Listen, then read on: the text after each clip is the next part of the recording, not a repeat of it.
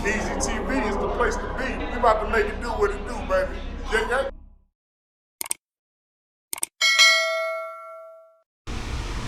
Fast forward, man, you just dropped the Tom Hills EP. Yes. June 9th, right? June 9th, yes, Okay. yes. We did drop it too, Yeah. June 9th. Yeah, everything went live. Time Heals for sure, yeah. And I was about to say, now I like that title because that is a true thing. Yeah. You know, and I was with the team, you know, my boy Rara, my boy Ali, Alex for sure, and my boy LV Guapo. We were all just like huddled up. We had these 3 tracks, this bundle, and we're like, what do we name? Because we were deciding how we were gonna release music.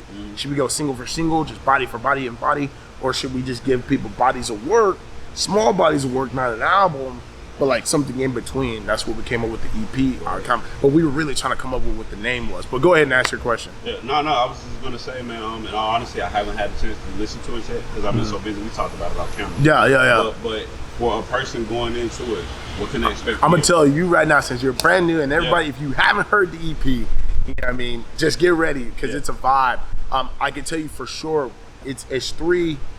It's like a mini. When I went to go make it, I was like, how can I condense an album into 3 vibes, 3 moments, 3 iconic feelings?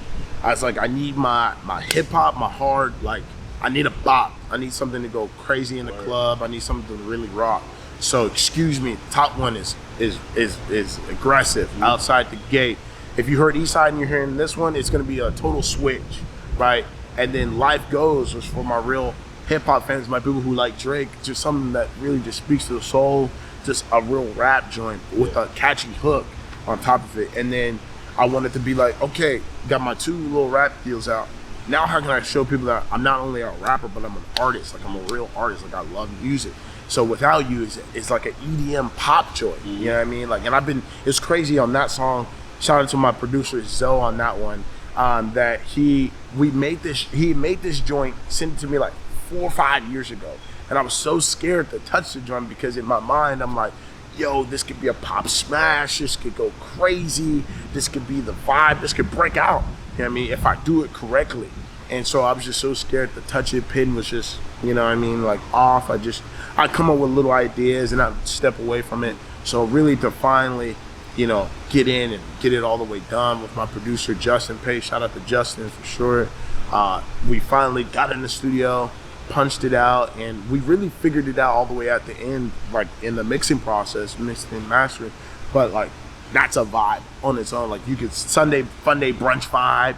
You know what I mean? So I wanted to create these 3 moments, and this is what we're probably gonna do for the next EP too, is I wanna do probably 2 or 3 more EPs and maybe a single, go back for a single and then drop like an album. It's probably kind of how the rollout will go. But that's what I'm saying. Like I wanted to create 3 different moments, a body of work, a real body of work that not is fully connected and like in it flowing all the way through, even though you can kind of hear it all just even with this, but just like this is a moment, this is a moment, this is a moment, and you can pick out of those moments that you like the most. 3 songs, 3 tracks. I love it. Put some thought into that shit too. I love it. Yeah, man, we really fought. We really went back and forth. The ideas, you know, it was like 2 wasn't enough.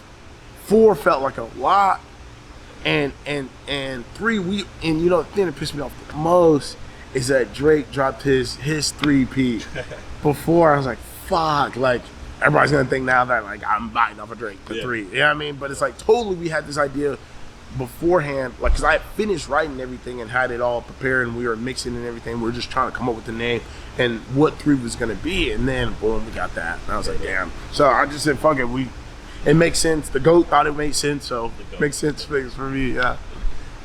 Speaking of Drake, I'm glad you mentioned that because that's perfect because I was just going into the next segment what I was going to say.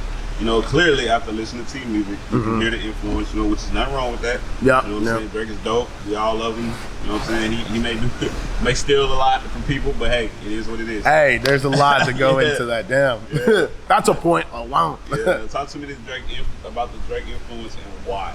You know, it's funny that you said because I wasn't a fan of Drake in the beginning. I didn't like Drake.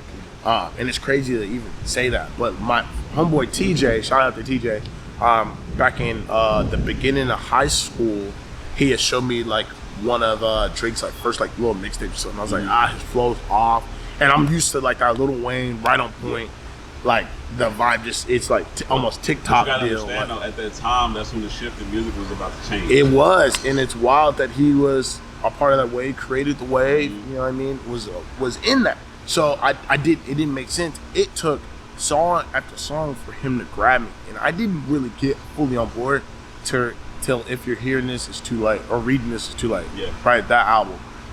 And for me, it was like okay, cool. I'm listening to the leak version on SoundCloud at work. Like, okay, this is a vibe. You know what I mean? And then Views locked in for me. I was over it. You know what I mean? Take Care is the best Drake album. You know, I go back and forth. Don't get me wrong. I like Take Care, but it's something about that 2015, 16 Drizzy Got you. sound that just got me. Like, nothing was the same, bro. Like, Come Through, one of my favorite joints off of that. That's a Like, dope song. bro, That's a like dope song. Shout out vibes. to Lady Friend to that. Yes. And then like the first one, Tuscan Leather, I think was like on that one, like crazy. Just how he rapped 5 minutes, just like 4 or 5 minutes on it, right? Just it, and I'm like, yo, this is hard. You know what I mean? So it took that album though to grab me. And it's funny because that was really like a throwaway mixtape, whatever deal.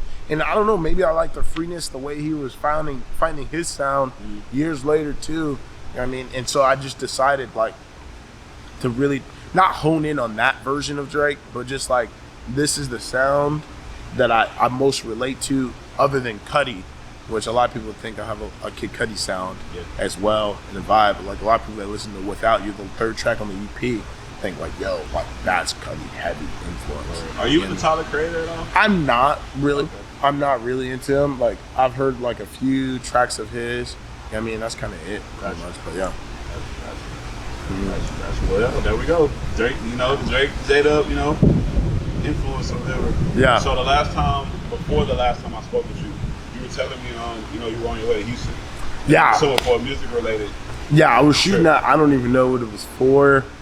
I don't even remember, because we shoot out there a lot. Me and my cousin go out there a lot. Shout out to Black Cortez, Money Grind Federation for sure. That's my fam. So yeah, but we were shooting out there. I don't know what it was for, but yeah, go ahead. Yeah.